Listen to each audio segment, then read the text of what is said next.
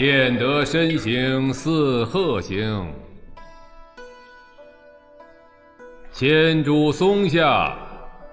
两寒经。我来问道，无语说：云在青天，水在平。大家好，我是新人作者冯健健。看过大明王朝的应该都知道，嘉靖是个谜语人，道长喜欢念定场诗。那历史上真实的嘉靖皇帝又是个什么样子呢？本期节目将通过3个篇章系统性的分析这位明朝在位时间第2久的皇帝到底是一个什么样的人。颜茂卿，茂卿焉，真的钱！要剖析明世宗，首先要知道他是怎么当上皇帝的，这一点十分重要。1521年3月，明武宗驾崩，年31岁，且无子嗣。明廷需要一个新的君主维持统治。明实录记载，皇考孝康敬皇帝亲弟兴献王次子，聪明仁孝，德气速成，伦序当立，以尊奉祖训、兄终弟及之文告于宗庙，请于慈寿皇太后，与内外文武群臣合谋同祠，即日遣官迎娶来京，赐皇帝位。这段文字是当时的首辅杨廷和与百官拟定的武宗遗诏节选。远在湖北安陆的兴王朱厚熜年14即位称帝，史称明世宗嘉靖皇帝。但这里就有了第一个问题，朱厚熜是没有经受过系统的皇帝训练的，这就意味着他并不知道要如何去当好一个皇帝。这里我们可以对比一下朱元璋对太子的教育。明史写道：帝以元制不足法，令瞻统考历代东宫公制，选勋德老成及新进贤者，兼领东宫官。具体的人太多了，就不一一列举了，但阵容之强大可谓空前，甚至包含了左丞相李善长、右丞相徐达。文字出处为《明史列传3》，感兴趣的朋友可以自行阅读。朱元璋还曾说过：朕若有事于外，必太子监国。可以看出，朱元璋是真的把朱标当成一个合格的接班人在培养。而新皇嘉靖呢，根据明世宗实录记载，新王世子朱厚熜自幼聪明伶俐，背东西很快，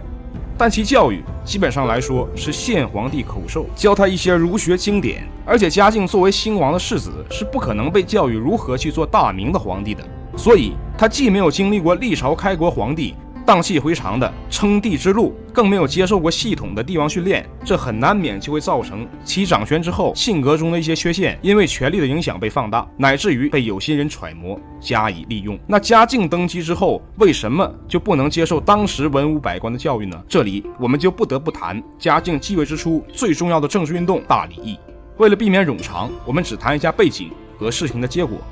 明廷的军权自成主朱棣之后一直在逐渐的削弱，甚至出现英宗时期的王振、武宗时期的刘瑾等太监专权的情况。这种情况的出现，究其原因，既有皇帝的不作为将权力下放，也与明朝政权运行的机制有关。明朝的宦官系统是可以与外廷的内阁系统互相制约的。最简单的例子就是内阁将各部衙门的事务形成票拟，司礼监进行批红，这样政令才能通过。武宗去世之后，首辅杨廷和就立即开始对前朝作恶多端的内廷系统进行清洗，成果斐然。在这种军权逐渐式微、文官又极其强盛的背景下爆发的大礼仪事件，可以被视为明代军权与相权相争的体现。大礼仪事件以嘉靖是否应该过继给孝宗，要不要给他自己的亲生父亲朱佑元的哥哥朱佑称当儿子展开，也就是统嗣之争。最终的结果是以杨廷和为首的前朝老臣失败，退出政治舞台。嘉靖通过张聪、桂萼、方献夫、熊嘉等人，在武勋贵族郭勋的帮助下获得了胜利，确定了君主的绝对权威，同时也拥有了自己的第一批心腹大臣。虽然嘉靖皇帝赶走了杨廷和等一干和自己过不去的老臣，完成了对权力的控制，但是这也暴露了嘉靖朝的第一个问题，即臣子可以通过逢迎皇帝获得升迁。嘉靖一朝的名臣几乎都是这样上位的。礼义之中，张聪首当第一功臣，他的大礼或问彻底地肯定了明世宗祭统不祭祀的合理性。嘉靖4年，张聪一个并非庶吉士出身的官员，先是由7品的南京刑部主事调任中央，成为5品的翰林学士，这期间就已经遭到翰林院几乎全体文官的反对。而后他又升任三品的兵部侍郎。嘉靖6年10月4日，张聪调任礼部尚书，又加文渊阁大学士，入阁参与军国大事。通过张聪的升迁，我们可以得到一个结论，那就是嘉靖皇帝对于权力的使用是十分霸道的。张聪是正德15年参加的会试，正德16年进士出身，到入阁仅用了6年的时间，这种坐火箭的速度几乎前所未有。这种权力的霸道也可以说是睚眦必报，在得罪过他的人身上的表现更加明显。为首的既是首辅杨廷和，嘉靖3年退休，退休之后皇帝也并没有放过他。嘉靖7年明伦大典修成之后，他下令将杨廷和削职为民，并且在对待其子杨慎的问题上更能凸显其睚眦必报的性格特点。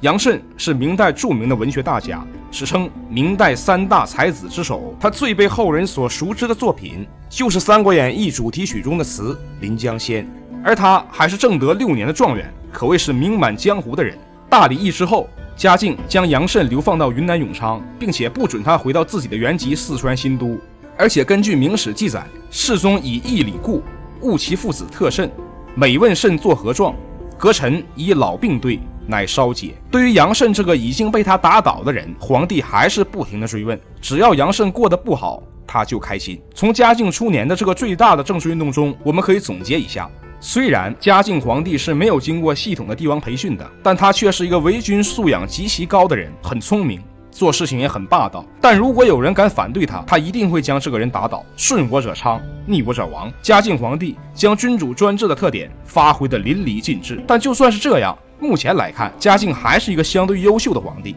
至少要比他的前任武宗动辄离京，跑去全国各地游玩，不理朝政要强得多。根据明史《世宗本纪》的记载，世宗遇袭之初，力除一切辟政，天下熙然称治。嘉靖初年是一个思想相对开放、经济发展而且国家相对稳定的时期，换句话说，这是一个国泰民安的时代。但为什么到了嘉靖晚期还会出现海瑞那道千古奇书《治安书》，还会有嘉靖者言家家皆敬而无才用也这种说法呢？这就又回到了第一个问题，因为嘉靖是一个没有经过帝王训练的皇帝，当他大权在握时，其成长环境造成的性格缺陷以及权力所带来的贪婪本性就会被无限的放大。初年之后，皇帝已经树立了自己的绝对权威，至此他开始了更为高深的追求。世宗的一生可以总结为2件事，一个是研究人，研究如何去玩弄群臣，鱼肉百姓；另一个就是研究修道，钻研长生不老之术，企图永远的在位为天子，